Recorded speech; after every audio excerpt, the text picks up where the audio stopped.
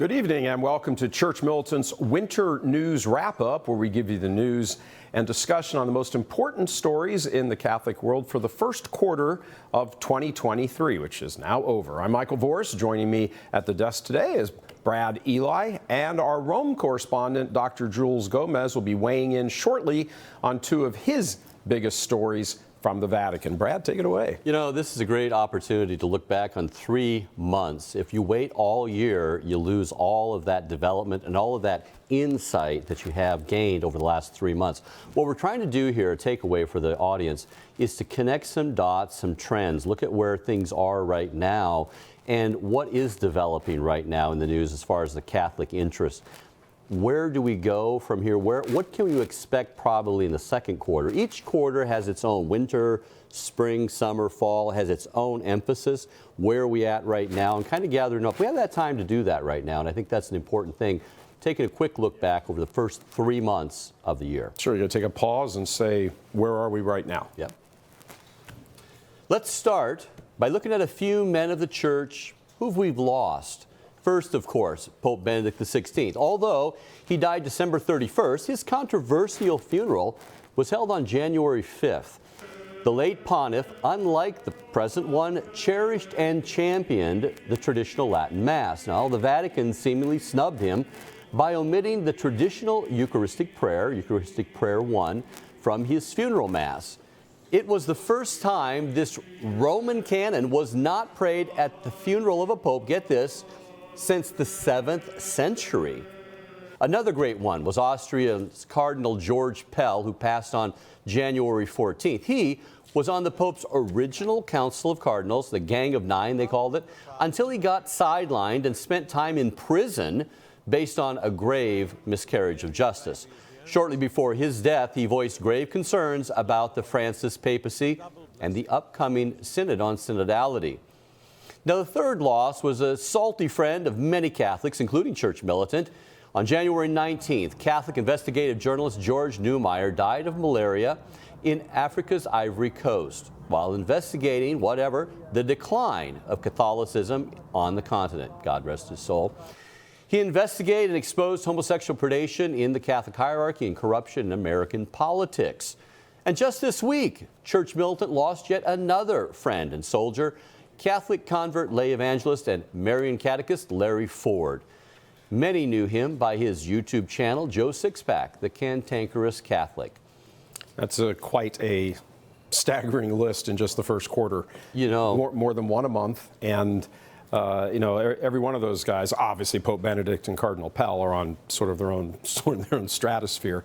But George Newmeyer and Larry, Joe Sixpack, were very good friends to this apostolate and very much engaged in the exact same type of work we do. We used to compare notes all the time. We interview each other all the time. That is a deep, deep loss, and particularly speaking in the world of journalism, George's death. That's really left a gaping hole. It did. It's really left a gaping hole. There are so very few Catholic sites that actually do anything that amounts to investigative work. We're obviously one of them. George did his as well, but the difference was he was able to, because he didn't do exclusively Catholic work, he'd be able to have much of his work published in the Spectator, and touching on sort of the overlap between Catholic stuff and political stuff and cultural stuff. But a great friend, very, very, very sorely missed. We would call him a gumshoe reporter, and that really, he would hide out behind the dumpster to pop a question to Bishop Worrell or Cardinal Worrell as he's coming by. That type of moxie is really missing amongst the current crowd of journalists. We all kind of look for our stuff online and, don't want to call someone too many times because we don't really want to upset them. And George, he just had that ability to be very, I wouldn't say confrontational, but very out there, up front, Well, it was confrontational. It was confrontational in a way that you have to be in this business. Exactly. You have to confront people. He was never rude. Right. I was on George with, at least one ambush in Rome. As a matter of fact, I called him and said, hey, guess who's sitting here? And he came rushing over late on a Sunday night. I watched him do that. So it wasn't it was certainly confronting. It was Tobin and Sean O'Malley and McElroy before McElroy was a cardinal.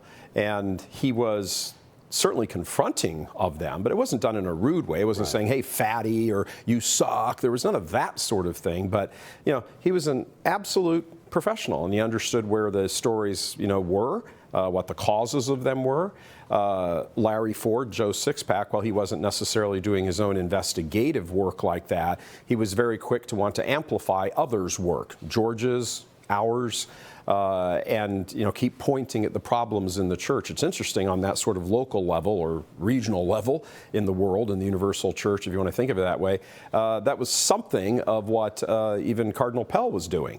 And he finally, I don't want to say woke up and he had to go through all that horrible, false charges of sex abuse and stuff, which the Australian Supreme Court finally said, this is garbage, get out of here. But when he came back, he was already, before that happened, which as many people speculate is the reason those charges came up, he was already stumbling on the evil with regard to the Vatican finances, which is what Pope Francis had put him in to do. Right. So you wonder, well, was Pope Francis, putting somebody in there to cover himself, and so he could say we're doing it? Did he find stuff that Francis didn't know about? Did he find stuff Francis did know about? Who organized that whole thing about all of a sudden when he's getting close to the money problems, all of a sudden these false sex abuse charges come up and sideline him from that. So he came back in his remaining few months there. He was like, this is the church is a dumpster fire right now, and I got to call it out. One of the things I hope every cardinal will read the letter from Pell on Demos. The Demos letter came out March of last year, what we have to do to elect a good pope coming forward. Yeah. And the decisions before them. That letter should be read by all the cardinals. It is quite the mess right now. Absolutely. Brad, thanks. Now we're going to head to Rome, where just last week, Pope Francis made new additions to his decree on sex abuse. In 2019, the Holy Father released the preliminary version of his motu proprio Vos estis lux mundi, translated as You are the light of the world. The final version, released just last weekend, introduces and updates the category of vulnerable person to vulnerable adult. This is very key. It also addresses lay leaders of Catholic organizations who perpetrate or cover up sex abuse. That's another key point. Observers say this is because Francis's close friend, Father Marco Ivan Rupnik, was outed after abusing at least 25 nuns who could be considered, under these new terms certainly, vulnerable adults. And celebrity lay Catholic Jean Vanier, the founder of the L'Arc community, sexually exploited at least 25 women on his own. But critics say the update, which has taken 4 years to materialize, still fails to tackle the root cause of sex abuse, endemic homosexuality in the clergy. Father Rupnik still remains unpunished. So joining us now live from Rome, Dr. Jules Gomes, our Rome correspondent. Jules, what's your take on all of this? I mean, certainly the updates are good. Michael, we've been following the Rupnik story like nobody else. And if, we can toot our horn here, anybody who's interested in knowing the ins and outs of the Rupnik case can look at Church Militant, and there is no more extensive coverage of Father Marco Ivan Rupnik than you will find at Church Militant. Now, Pope Francis's update and definitive version of this new decree, or rather the decree that was first promulgated in 2019, is significant, but it's almost a joke here in Rome when you talk to people, because they say it's a paper tiger without teeth. Most importantly, of course, is because Rupnik has not yet been disciplined. In fact, it was the Holy See that lifted his excommunication, directly intervened to lift his excommunication. Also, if this decree were to be enacted, the irony is that Pope Francis himself would have to resign under these terms and conditions, precisely because he has been covering up for a number of celebrities, I may use that word, clerical sex abusers. And of course, the most famous until Rupnik came along has been Gustav Zanketta, Bishop Gustav Zanketta, abusing seminarians, homosexual abuse. But as you rightly pointed out in your report, what the big gap here is that the elephant in the vestry, that is, of course, the endemic homosexual, prevalence in the priesthood, sorry for that tautology, is totally missing here. And seminarians who are openly homosexual, who have married civil partners, and I have reported on these stories, continue to be admitted to the holy priesthood, despite Pope Benedict, yes, who very clearly and emphatically said this should not be the case. It's interesting, Jules, one of the things that you just mentioned there, it's a cool point, and certainly worth highlighting. Under these new updated guidelines of what is the final one, he would have to, Pope Francis would have to resign because of violating them. I'd like to remind the audience that we have twice issued video statements way back, even before all the theological craziness began, for this very reason, saying Pope Francis should resign. Caused quite a stir, and people were like, oh, blah, blah, blah. I said, look, we're not criticizing the Pope on theology stuff or his role or his jurisdiction or anything. We're saying that he's violating his own standards and has to go. Mm. You know, too, Jules, it takes 4 years, and I want to put into context for the audience, 4 years to come up with vulnerable adults should also be added. We, in 2018, were saying seminarians are the ones McCarrick is abusing. Seminarians are the ones Zanketta and all these creepies are Penapera and all these guys are going after. It's the vulnerable seminarians. You know, when we're talking about the Weinstein thing and a Me Too crowd in Hollywood, that was the whole point of the 2018, and it took them 4 years to add vulnerable adult. It wasn't about kids anymore. Yeah, it hasn't been about kids in that sense the way it was for a while, but it's still this constant stuff. Jules, thank you very much for joining us, and you keep us updated on all this. Thank you, Michael. Thank you, Brad. All right, God bless.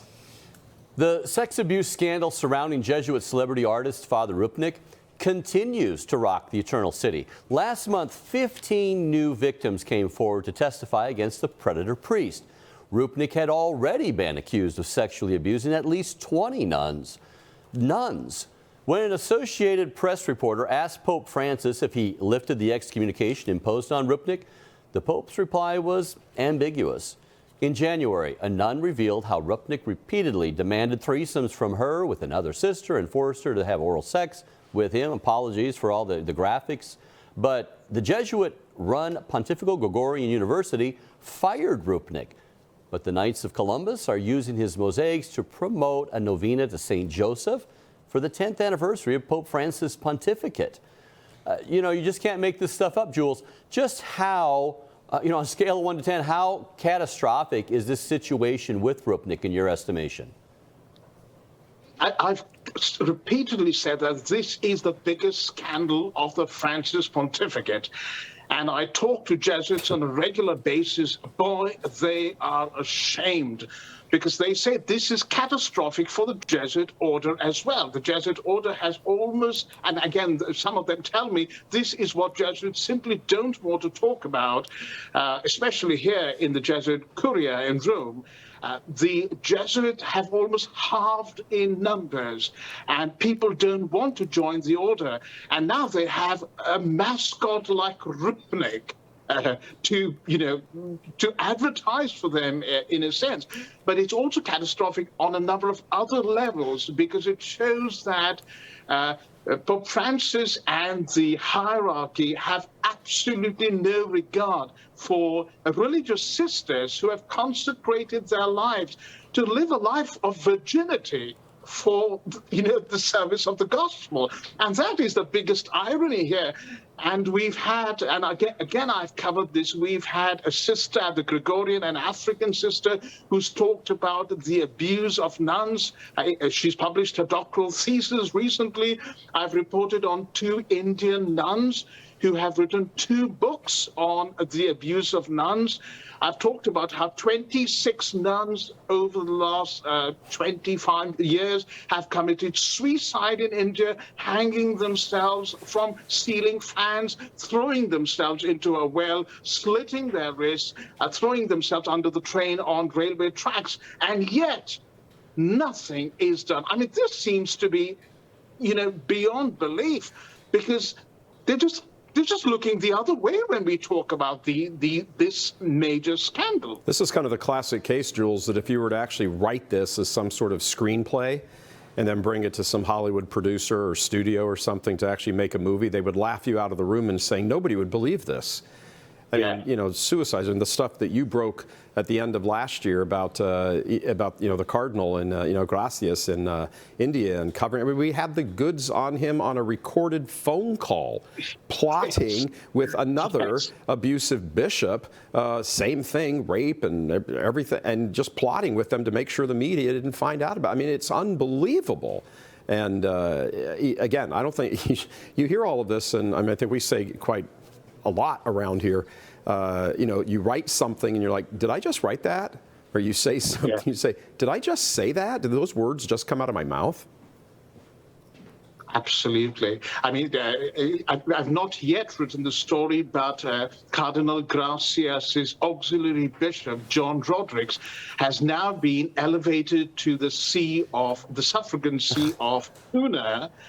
And he was the guy who was made in charge of the case involving Father Johnson, who brutally raped a 12-year-old altar boy in Bombay.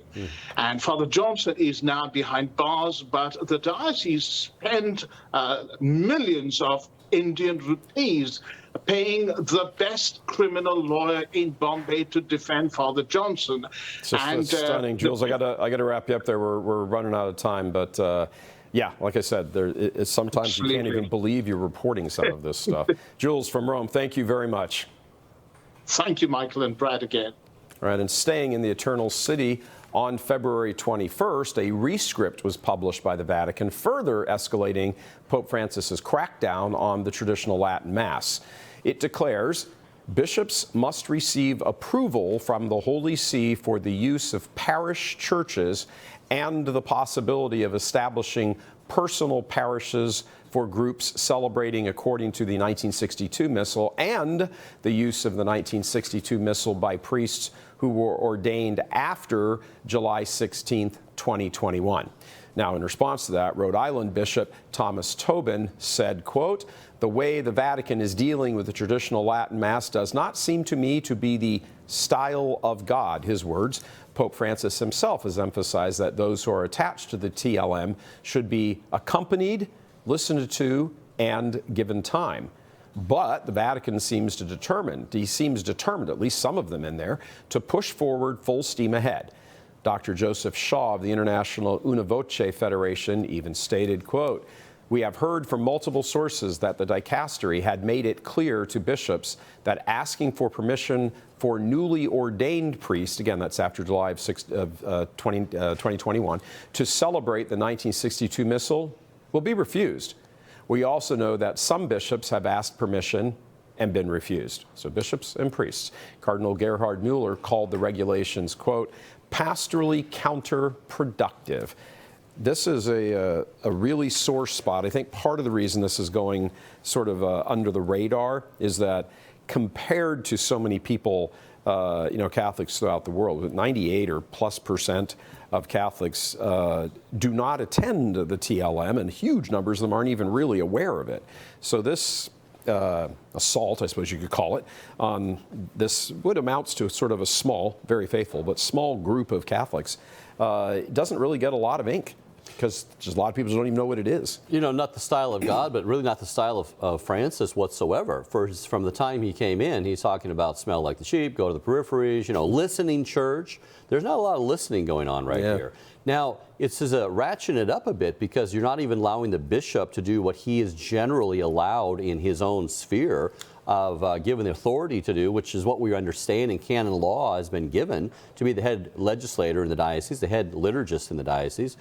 And he has to actually go to Rome and say, I'm the bishop of this diocese, but I want permission to use this parish in my own diocese. That's never been heard of before. It's one of the things interesting, Vatican II, that was one of the major complaints of the bishops, that there was this centralized power in Rome with everything. I'm not talking about the dogma and the teachings of the church, but that Rome had developed over the centuries this kind of, particularly after Vatican I, but even before that, this kind of authoritarian, boom, you can't do anything without us, and if it takes 5 years for your letter to get to me, oh well.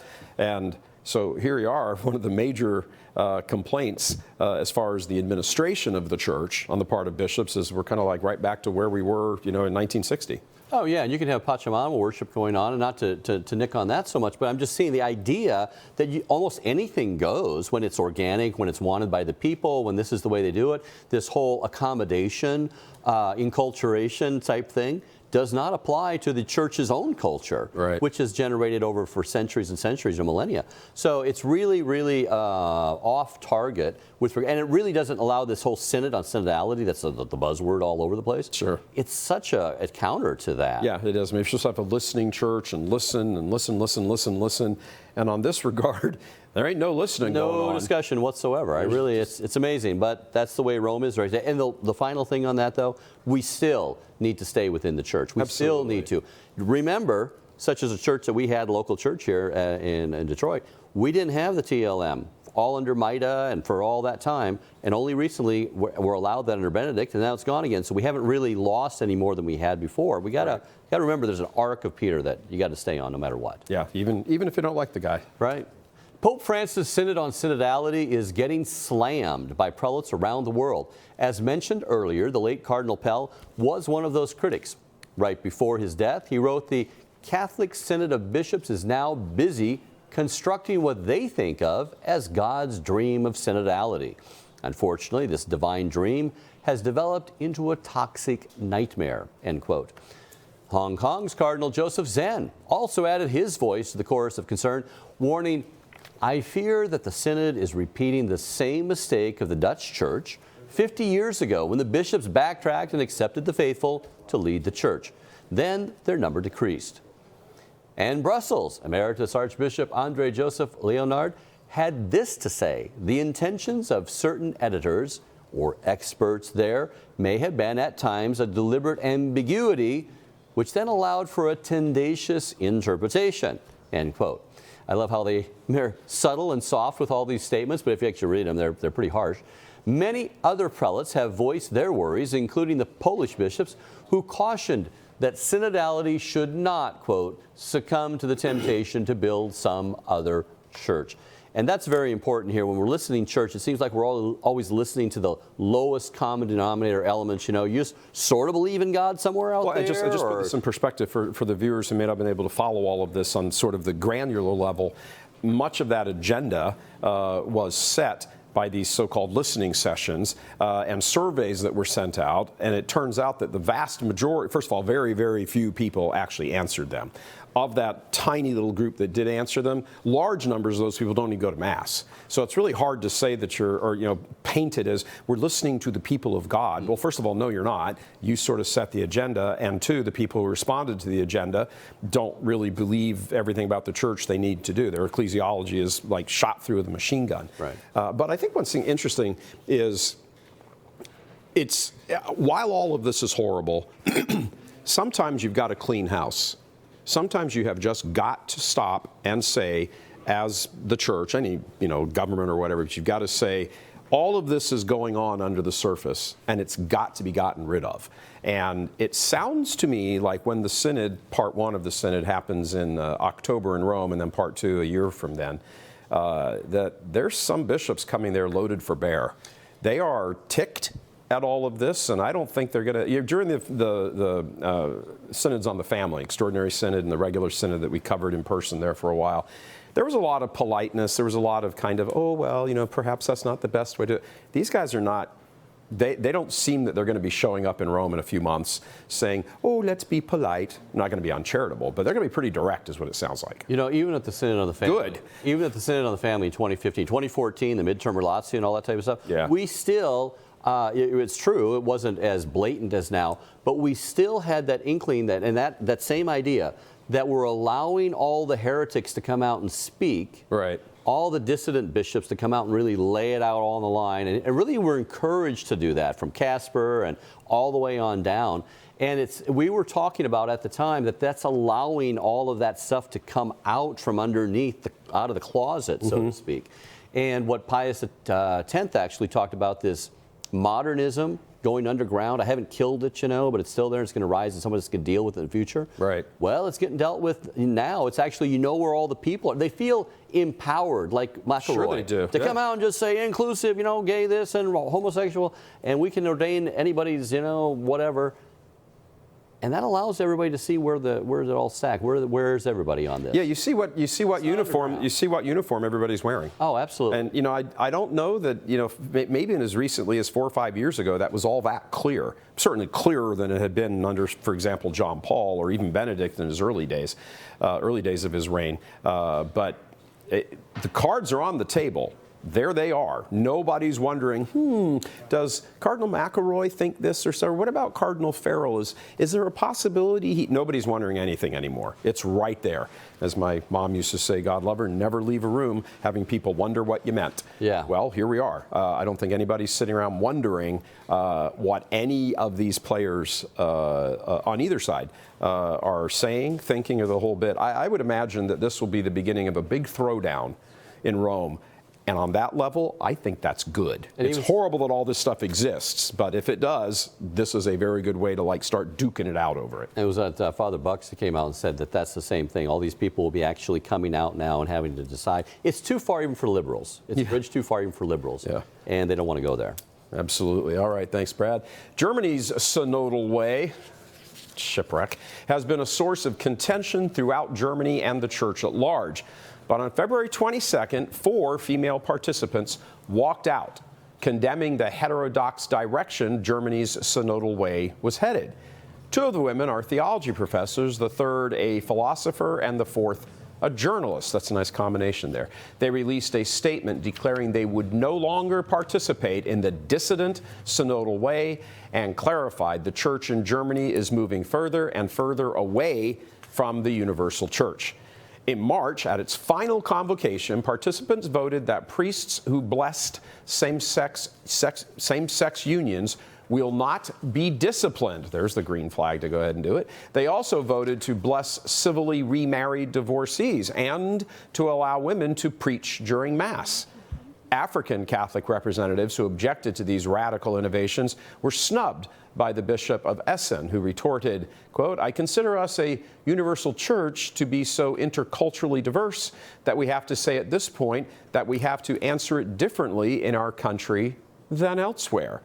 Oh, how truly universal of him. Bishop Joseph Strickland of Tyler, Texas, has called on the president of every bishops' conference in the world to condemn the 38 German bishops over their recent vote, while Cardinals Raymond Burke and Gerhard Mueller have called for those bishops to undergo a canonical trial. A trial would be, that's on a good day. These guys need to be excommunicated and thrown out. That was a great conversation Mueller and Burke had. There was also, God bless Tyler, Texas, Bishop Strickland for coming out. One of the few people that's actually looking at a dumpster fire and say, hey, we ought to put this dumpster fire out. But the problem is those guys over in Germany, the bishops over there, don't want to leave the church. They don't want. Casper's like, hey, hit the brakes here. We don't want to be excommunicated or anything. Stay within the church. And that's the radicals. We can do whatever we want. Oh, wait a minute. Go.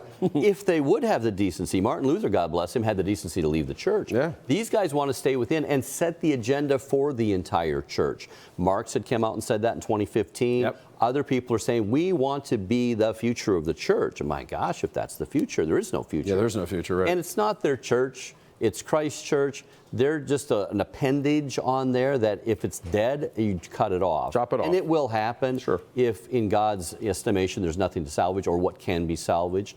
And we have to remember that even though the church leadership right now is not taking that firm stance in Rome against this German synodal way, there's little inklings every once in a while. You can't bless gay marriage. You know, there was a document came out in March 2022. We all thought, well, that's a great document. And there's a little statement here and there. And then there's just nothing for a while. And then they get emboldened and pick up the torch again and run for a while.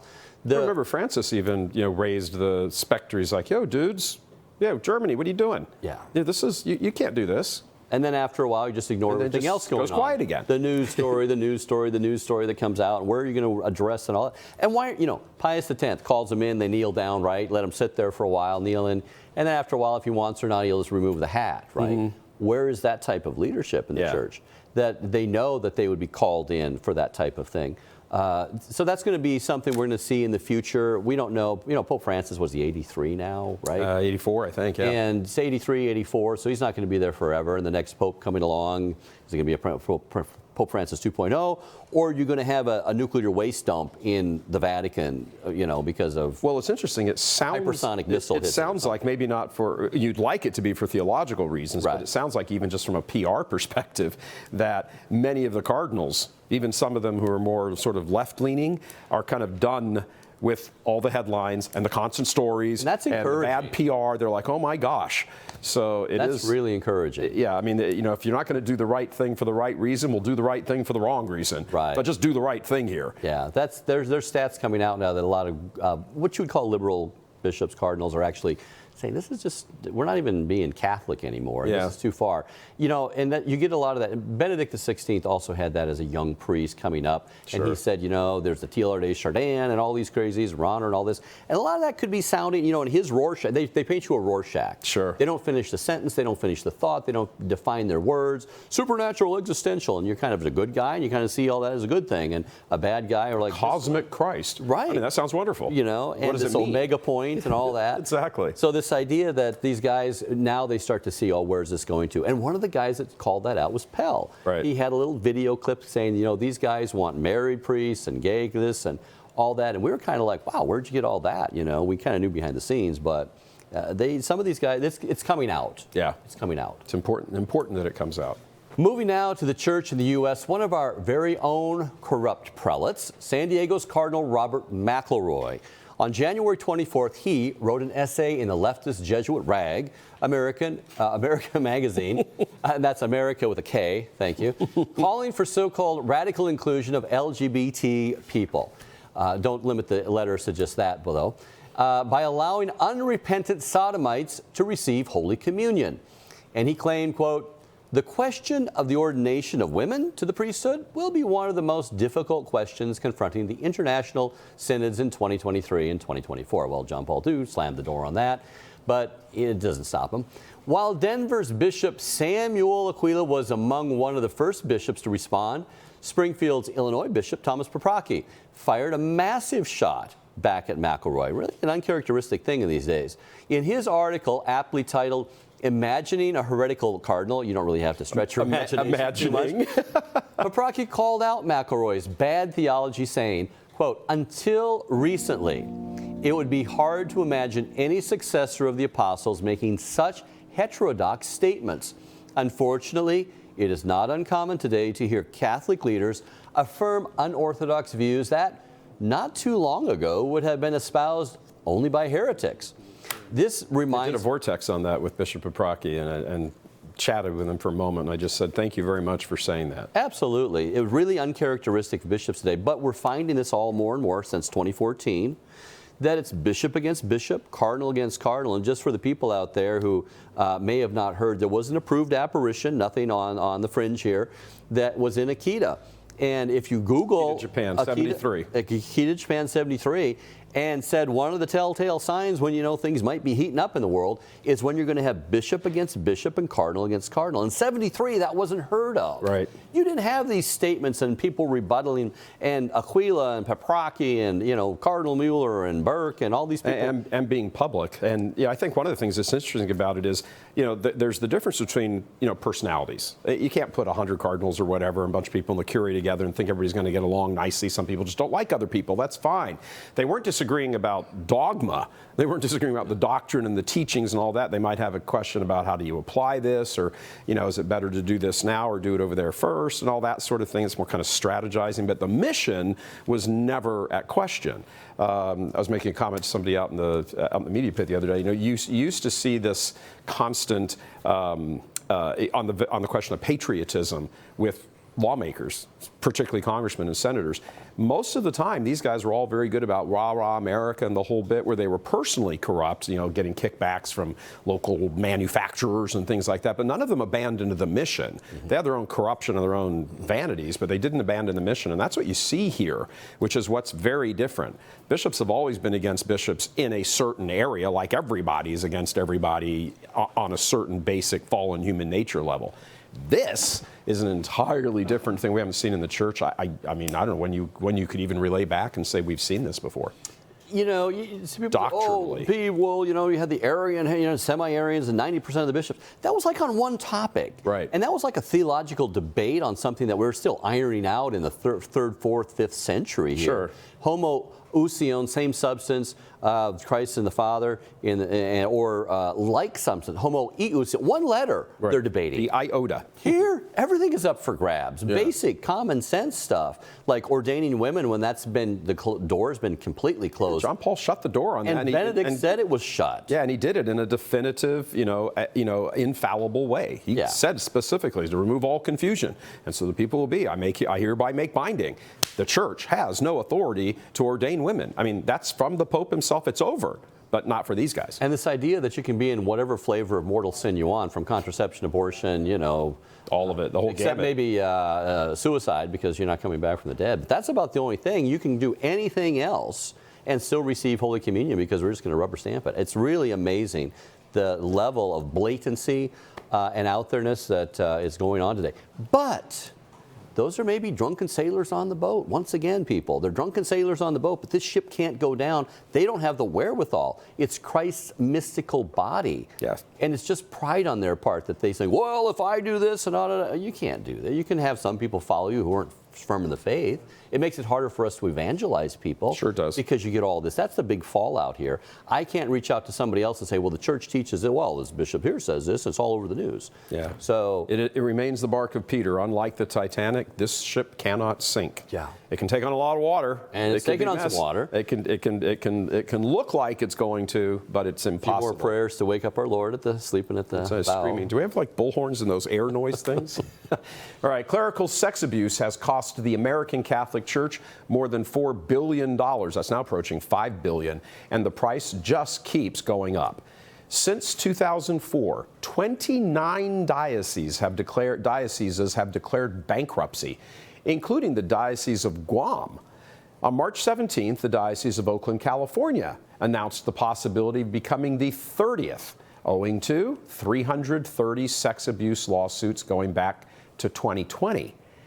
The Diocese of San Diego, McElroy's diocese, is also considering bankruptcy to settle around 400 abuse lawsuits that have all been filed since 2019. In 2007, the diocese paid out a whopping $198 million to 144 victims, and according to McElroy, it depleted most of the diocese's assets. Now, San Diego's insurance company is suing the diocese, claiming the diocese knew a number of its clerics had, quote, proclivities towards sexual abuse of children such that coverage is precluded. Just last week, the Diocese of Rochester in New York announced it would be paying out $75 million to insurance companies and clerical sex abuse victims there. This just keeps on going. This is why the bishops fought so hard to make sure these look-back windows did not get passed by all these various state legislatures, extending the statute of limitations.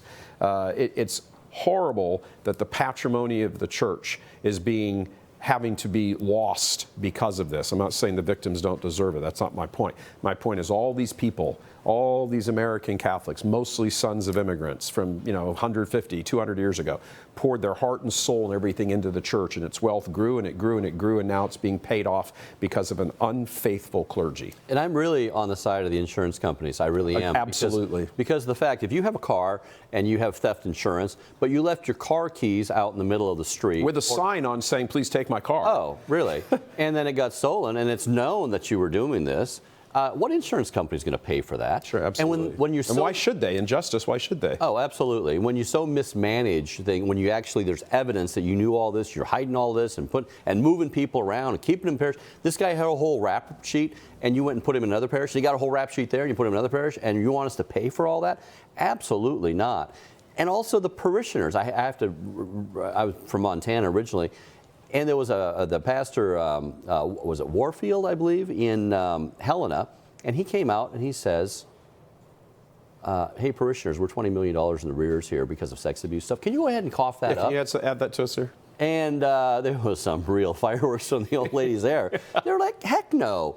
You guys are running this place. We put our money in here to build churches and schools and convents. To advance the faith. Advance the faith. Right. And you guys let it drip away like this when it's so obvious. So these people, and once again, this has nothing to do with the victims. They need compensation. They need all this type of stuff. But at the same time, who's supposed to be paying? And that's the bottom line of all this. The bishops themselves do not pay. The worst thing that happens, they retired, with their payment. They sell the health insurance, a car, the place they're going to live. It's one of the things that's just so stunning about this that, when you think about the individual bishops themselves, first of all, post-McCarrick, which is coming up on 5 years, not one bishop has even come out and said they knew anything, much less resigned or anything else. There was one retired bishop, I believe he was in Minnesota, might be wrong, but he was like 80. And he said, I actually kind of knew about all this, and I'm sorry, and I apologize, and blah, blah, but, nothing happened in that sense. None of these guys have been removed. It's not their money. It's not they never suffer the consequences of their decisions for all these years and all these decades. It is impossible. I was having a conversation with a bishop when we were in Baltimore, and he said to me, how do you know all this stuff you report is true? I'm like, well, I don't know. Where's your $5 billion gone out the door to? You just paying off lawsuits just to pay them off? Really? It's almost $5 billion. And they have that massive insurance interest in Omaha, the church Catholic Mutual, that has to have billions of dollars in it. And instead of tapping that money, which is their insurance money, they force every diocese to pay into it, religious orders, individual priests. If you're a pastor, you have to get your car insurance from that bishop's insurance company. Where's all that? Why don't you get into that? Why are you selling off properties and schools and stealing convents from nuns and all of this? Pay the price yourselves. But they never do. That's the problem. Well, not in this life anyway. They'll probably hope, I presume, when they die that they wished they had. Justice in this lifetime is actually a gift. The seal of confession is also under attack now in Delaware, and a retired priest from the Archdiocese of Milwaukee was silenced for speaking against the seal. The Archdiocese former Vice Chancellor, Father James Connell, wrote an op-ed for Delaware Online demanding that governments should intervene and force priests to report confessional material regarding child abuse. Well, you'd be excommunicated for doing that. The Lepanto Institute highlighted Connell's article and asked people to politely petition Milwaukee's Archbishop Jerome Listecki to intervene. And a day later, the Archbishop announced, quote, the false assertions of Father James Connell have caused understandable and widespread unrest among the people of God, causing them to question if the privacy of the confessional can now be violated by him or any other Catholic priest. I have informed Father James Connell that effective immediately, he is to cease all such erroneous communications that distort the teachings of the Church about the confessional seal.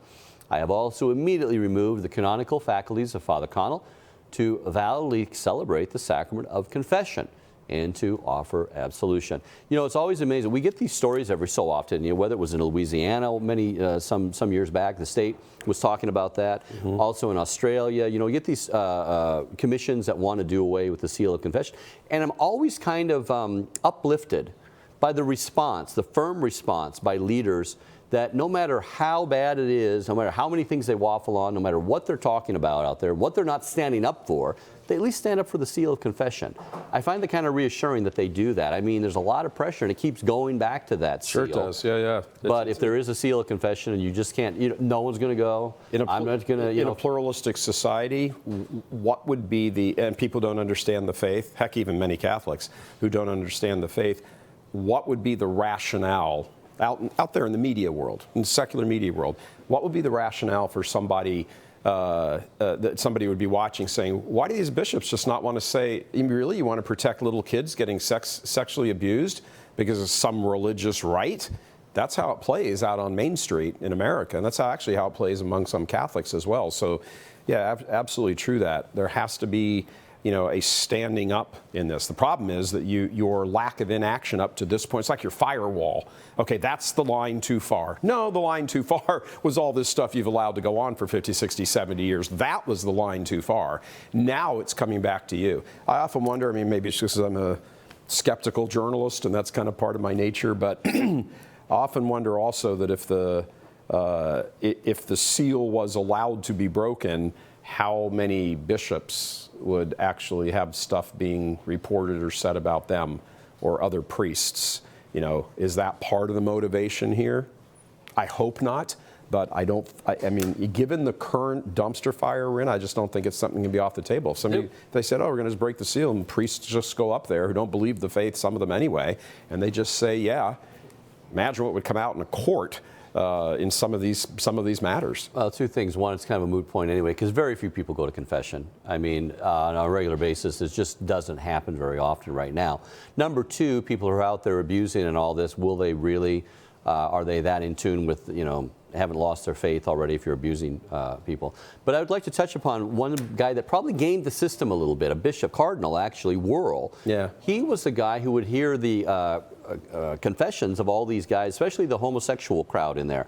And I'm wondering if he didn't do it so that he could go claim seal of confession. Oh, I heard this guy's confession. I can't bring anything up there, too close to it. I wonder if, and I thought about that when that story first surfaced some years ago. Yeah. About him being involved with that. And I thought maybe he's gaming the system that way, just to have that ability to say, oh, I can't. And he made a point of hearing those type of confessions. Maybe he was trolling the confessional too. Hey, you do this type of thing, call me later. We'll have spiritual direction. Yeah, we have a number of cases that we're aware of, we can't report on yet, but this very thing that, younger men who have, I'm speaking with them, have gone into confession and, confessed something and then been hit on by the priest. That's something.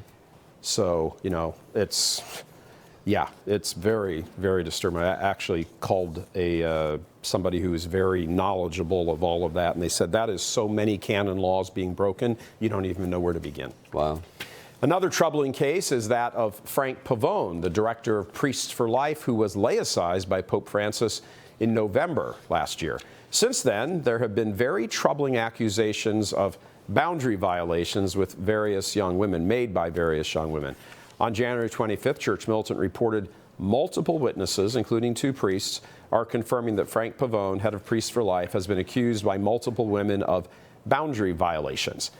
Father Stephen Imbarato, a former associate with the organization, told Church Militant, quote, PFL, meaning Priests for Life, did not have a human resource department providing recourse to aggrieved employees, nor a safe, independent, and confidential harassment committee.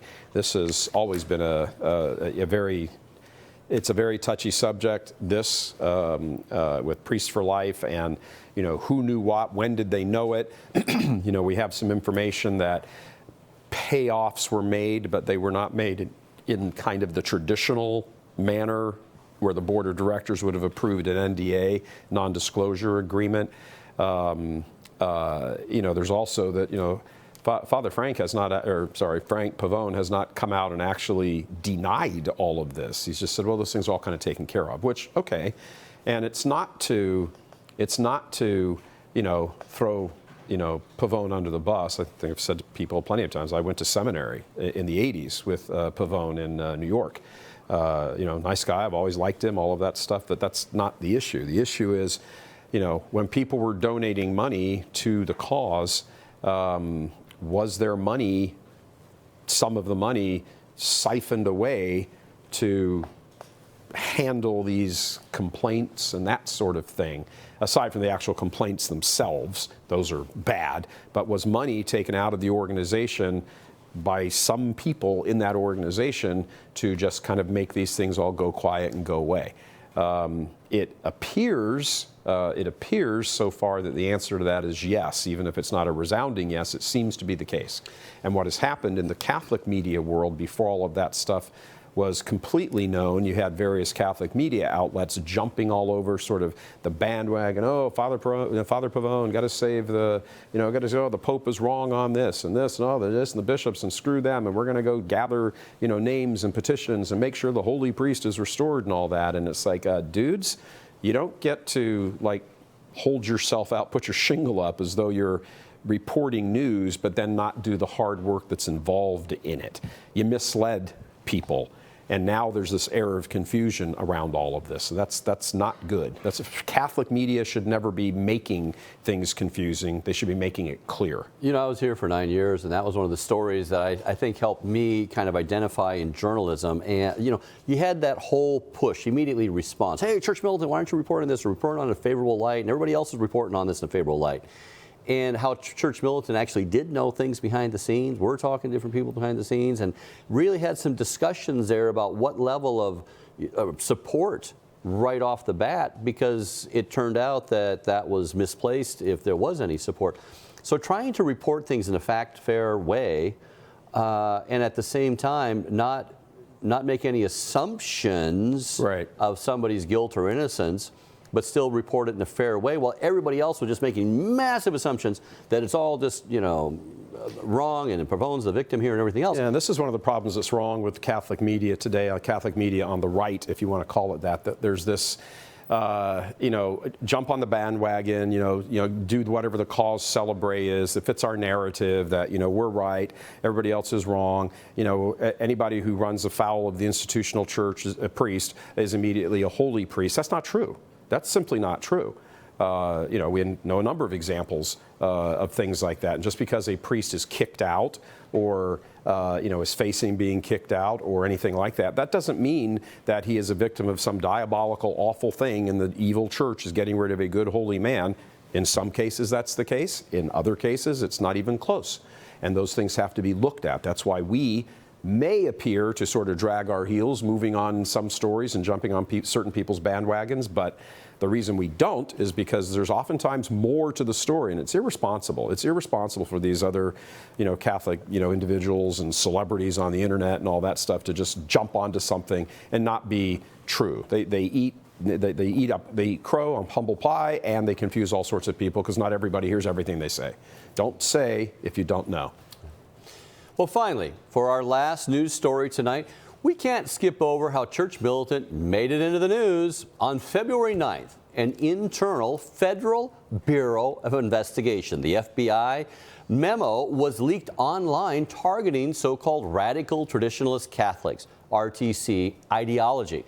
9 organizations were mentioned on the last page of that report, but on page 4, Church Militant was specifically named. It claimed, this memo, that open source reporting and FBI investigations have noted a growing overlap between the far-right white nationalist movement and RTCs. Illustrative of this has been the increasing collaboration of the far-right Catholic media outlet, Church Militant, end quote. Both secular and... It's kind of news to us, by the way.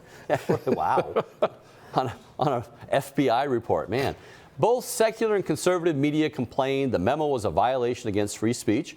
But of course, the U.S. Conference of Catholic Bishops and the Vatican made no response. The Federalist Evita Duffy Alfonso wrote, both the Vatican and the USCCB have become complicit in U.S. government attempted persecution of traditional Christians. They don't want to upset their supposed allies on the political left by defending their Christian brothers on the right. Indeed, they likely share in the left's disdain for them, end quote. After a week, the USCCB responded, but only condemned the, quote, troubling and offensive memo after mentioning racism and violence. That was really something. this first quarter of 2023 kind of came with a bang. And I have to tell people, okay, right here, this all goes back to Church Militant, connecting culture and politics and religion, which is what we do because of the fact that we are who we are. That's what we do, the triangle there. Religion, politics, and culture is a natural triangle to look at. That's our viewfinder. Yeah. That's our wheelhouse. And we looked at that during the Trump administration, during the Trump campaign. Yep. And for some reason, because we did that, we also helped, I think, turn some Catholics onto Trump, at least exposing how they were played by the left. You know, who's the Hillary's campaign. Podesta. Podesta, right. I read your emails, the WikiLeaks and all that stuff that came out. Yeah. Anyway, it showed how Catholics were played, and we reported that. Our site broke a few times because of all that. But the left, the media then came out strong against us. New York Times and even Spadaro's arm. And we did an entire special on all of that. All of that coming out against us. That's where this is the last car to pile up right there. The left just hasn't gotten over the fact that somehow, some way we might have helped Trump get into the presidency, and they just say, you guys are dangerous because of that. And therefore, and they use the discredited SPLC, Southern Poverty Law Center's memo, directing us, hey, look at these guys. Yeah, these guys are bad. That was completely beyond the pale. FBI, you're following SPLC. And what's funny is inside the FBI, there is a declaration to not use them. Yeah. Because they're not verified, they're nothing. It's just a political activist group that essentially raises money producing a hate list. And then once they produce the hate list, they say, hey, give us some money so we can, tell you more hate list. And it just is this cycle. All they do is raise money telling people, hey, these people hate people. Yeah. You guys hate people. Well, we came up on the memo, and that memo was circulated around all the servers and all the FBI outfits. And the only reason it came out, was not in place still today, or it probably is, but because of a whistleblower said, hey, this is really beyond the pale here. Now, on two levels. One, you're targeting Catholics, and two, you're actually using people like SPLC to do your that's not investigation. Yeah. That's like us looking up WikiLeaks or Wikipedia. Wikipedia says this and run the whole story, and then our money quote is Wikipedia, right? Yeah, exactly. Right? It's worse than that even. Yeah. So Josh Hawley and Senator from Missouri came out strong against him, and he went after in good form. He should have gone after him more in Merrick Garland in that Senate hearing. That was, tremendous. He launched a full-scale attack against him. It's great. Yeah, well, hopefully they keep it up because the weaponization of the feds is a real thing, from IRS knocking on people's doors now and us coming up in a memo, Catholics coming up in a memo, and the FBI. It's going to be some serious times. Yeah, that's. I think we have not even yet seen the whites of their eyes, to be honest. I still don't think those who know what they're looking for have seen it. That would be us and a few other folks. But, the bottom line is America just hasn't suffered enough. Right. It's going to happen. It has to, because that's what the left is trying to do. All right, just before we leave here today, we're going to ask you to join us in our prayer that we make at the end of every one of these sorts of broadcasts and evening news. Pray the Salve Regina, the Hail Holy Queen, with us, and we invite you to do that now. In the name of the Father, and of the Son, and of the Holy Spirit. Amen. Amen. Salve Regina, Mater Misericordiae, vita dulcedo et spes nostra salve. Ad te clamamus exules filiae Eve. Ad te suspiramus gementes et plentes in hac lacrimarum vale. Ea ergo advocata nostra. Ilos tuos misericordes oculos ad nos converte. Et Iesum benedictum fructum ventris tui. Nobis post hoc exilium ostende. O clemens, O pia, O dulcis Virgo Maria. Amen. In the name of the Father, and of the Son, and of the Holy Spirit. Amen. That is all for this first quarter review of 2023 and all the news that all faithful Catholics need to know. Thank you very much for joining us. For Brad and the entire Church Militant crew and staff, God love you.